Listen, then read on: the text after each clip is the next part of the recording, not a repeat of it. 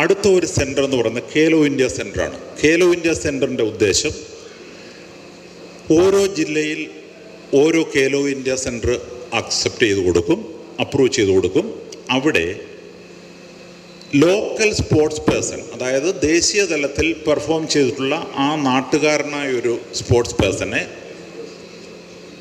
Past champion എന്ന designation കൊടുത്തുകൊണ്ട് പുള്ളിക്ക് ഒരു 25,000 രൂപ പെർ മന്ത് കൊടുത്ത് ഒരു വർഷത്തേക്ക് കോച്ചായിട്ട് പുള്ളി സെർവ് ചെയ്യാം. NIS ഡിപ്ലോമ വേണമെന്നൊന്നുമില്ല. നമ്മൾ ഉദ്ദേശിച്ചത് ഒരു ലോക്കൽ കോച്ചിനെ കിട്ടിക്കഴിഞ്ഞാൽ അവൻ്റെ നാട്ടിൽ, ഇപ്പോൾ കൊല്ലക്കാരൻ ലാൽ ബഹദൂർ സ്റ്റേഡിയത്തിൽ എന്നും വരുന്ന ഒരു മനുഷ്യൻ നാഷണൽ അച്ചീവ്മെൻറ്റ് കിട്ടിയവൻ, പ്രത്യേകിച്ച് ജോലിയൊന്നുമില്ലെങ്കിൽ അവനെ പാസ്റ്റ് ചാമ്പ്യൻ ടാഗ് കൊടുത്തുകൊണ്ട് 25,000 രൂപ കൊടുത്താൽ ഈ വ്യക്തി കൃത്യമായിട്ട് വന്ന് പരിശീലിപ്പിച്ചേനെ.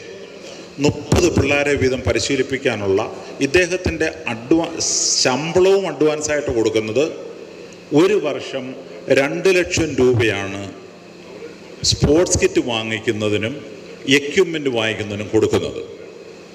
നിങ്ങൾ വിശ്വസിച്ചാലും ഇല്ലെങ്കിലും കഴിഞ്ഞ 2 വർഷമായിട്ട് സ്പോർട്സ് കിറ്റിനുള്ള തുക ഇതുവരെ യൂസ് ചെയ്തിട്ടില്ല.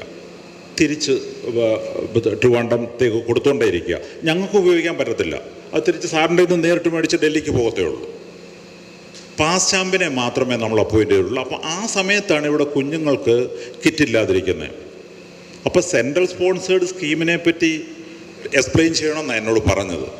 സെൻട്രൽ സ്പോർട്സ് സ്കീമിൻ്റെ അഭാവമൊന്നുമല്ല, നമ്മൾക്കത് ഇംപ്ലിമെൻ്റ് ചെയ്യാൻ പറ്റാത്തത് കൊണ്ടാണെന്ന് പറയാനാണ് ഞാൻ ഈ അവസരം വിനിയോഗിച്ചത്.